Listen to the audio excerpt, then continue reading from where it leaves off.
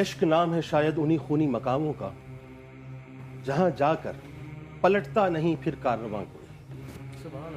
ہر ابتدا سے پہلے ہر انتہا کے بعد ذات نبی بلند ہے ذات خدا کے بعد. واہ بے شک بے دنیا میں احترام کے قابل ہیں جتنے لوگ میں سب کو مانتا ہوں مگر مصطفیٰ کے بعد. واہ واہ سبحان اور قتل حسین اصل میں مرگ یزید ہے. اسلام زندہ ہوتا ہے ہر کربلا کے بعد. آپ نے ایک جملہ ادا کیا, وقت دیجئے گا مجھے. ارے کیوں نہ امام پانی پلاتے, صاحب کوثر کی اولاد ہیں, صاحب کوثر ڈسکریمنیٹ نہیں کرتے. حسین منی وانا من الحسین. خدا کی قسم جب بھی میں اس حدیث مبارکہ کو دیکھتا تھا تو میرے ذہن میں علی بھائی ایک سوال آتا تھا, ڈاکٹر صاحب ایک سوال آتا تھا, آپ میرے بزرگ ہیں طفل مکتب ہیں, مجھے سمجھائیے گا. میں سمجھ نہیں پاتا تھا حسین مجھ سے اور میں حسین سے کیسے. تو اللہ نے جیسے قلب پر ایک بات عطا کی ہو, ذرا اس حدیث کی جانب تو جا, اس روایت کی جانب تو جا کہ جہاں میرے رسول صلی اللہ علیہ وآلہ وسلم اپنے دائیں زانوئے مبارک پر حسین کو بٹھائے بیٹھے ہیں اور بائیں زانوئے مبارک پر ابراہیم کو بٹھائے بیٹھے ہیں, اور اچانک جبرائیل امی کے ذریعے سے یہ سوال اٹھتا ہے کہ یا رسول اللہ صلی اللہ علیہ وآلہ وسلم, اللہ تعالیٰ آپ کے ان دونوں بیٹوں میں سے کسی ایک بیٹے کو رکھے گا, اب اختیار آپ کا ہے, یا تو حسین کو رکھ لیں یا ابراہیم کو رکھ لیں. میرے رسول نے یہ فرمایا, اے جبرائیل اگر حسین جائیں گے تو علی کو بھی غم ہوگا, فاطمہ کو بھی غم ہوگا, میں بھی مغموم ہوں گا, اور اگر ابراہیم جائے گا تو صرف مجھے غم ہوگا, لہٰذا میں ابراہیم کو قربان حسین پہ کر دیتا ہوں. تو پہلا سوال تو مل گیا کہ حسین مجھ سے ہے. اب دوسرا سوال نہیں مل رہا تھا کہ حسین سے میں کیسے ہوں. تو پھر اس حدیث کی طرف روایت میں نظر گئی کہ ام فضل بنت حارث رضی اللہ تعالیٰ عنہ سرکار مدینہ صلی اللہ علیہ وآلہ وسلم کی خدمت میں آتی ہیں. فصیح بھائی, امام علی مقام کو سرکار کی گود میں دیتی ہیں,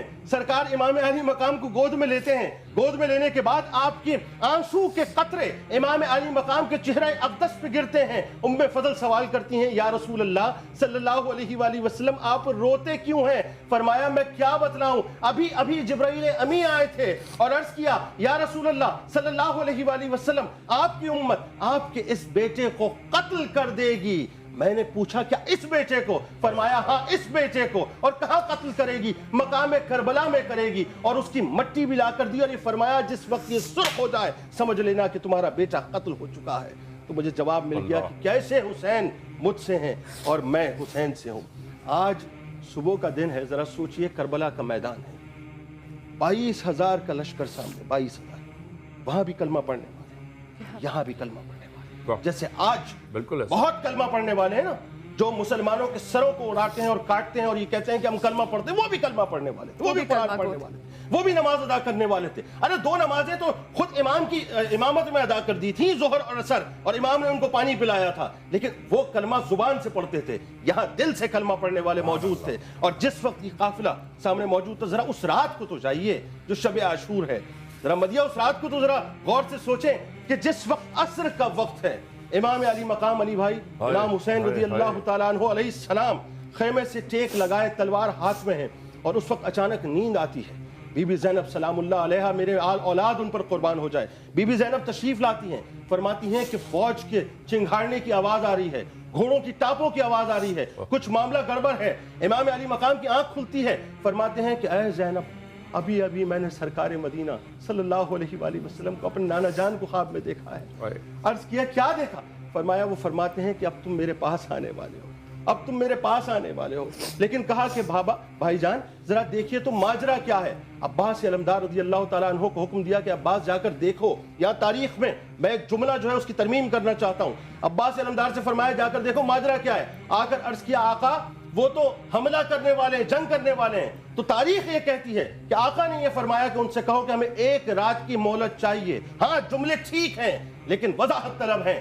امام نے مہلت اس لیے دی تھی کہ پہچان لو اب بھی کہ یہ امامت کس کا ہے, یہ پٹکا کس کا ہے, یہ جسم کس کا ہے, یہ شبیہ کس کی ہے. ارے پہچان لو کہ میرے نانا رسول کریم صلی اللہ علیہ وآلہ وسلم ہے. پہچان لو کہ میرے ابا رسول کریم صلی اللہ علیہ وآلہ وسلم کے چچا زاد بھائی حضرت علی کرم اللہ وجہ الکریم ہیں. پہچان لو میں جس کی اولاد ہوں وہ سیدۃ النساء اہل الجنہ ہے. ارے پہچان لو میں جس کا بھتیجا ہوں وہ جعفر طیار ہے. اور پہچان لو میرے والد جس کے بھتیجے تھے وہ حضرت امیر حمزہ رضی اللہ تعالی عنہ تھے. یعنی حجت ان کے لیے تمام تھی کہ ابھی بھی تمہیں مہلت ہے کہ پہچان لو.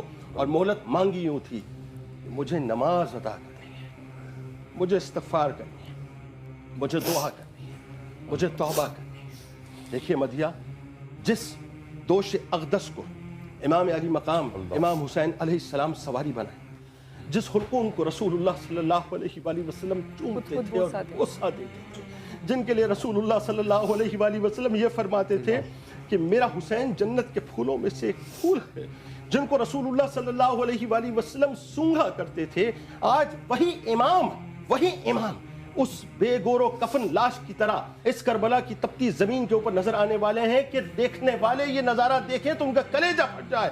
ارے مولا کائنات کھڑے ہو گئے تو فرات کو اشارے سے اوپر کر دیا، اس کی سطح کو بلند کر دیا، تو آج اگر امام فرشتوں کو اشارہ فرماتے تو قطار در قطار آتے، لیکن معاملہ کچھ اور تھا، مشیت ایزی اور تھی کہ معاملہ یہ تھا کہ امام کا منصب یہ تھا کہ وہ راہ رخصت اختیار نہ کریں، امام کا منصب یہ تھا کہ راہ عظیمت اختیار کر کے رہتی دنیا تک یہ پیغام دے دیں کہ میں آل رسول میں سے ہوں اور میں ہی اس دین کو بچانے والا ہوں۔ ذرا سوچئے کہ جس وقت امام علی مقام امام حسین علیہ السلام کربلا کی جانب بڑھے تھے، عرب کا ایک مشہور شاعر فرزدق آپ کو ملا۔ علامہ صاحب سوال کیا امام، یہ تو بتلاؤ فرزدق وہاں کا ماجرا کیا ہے؟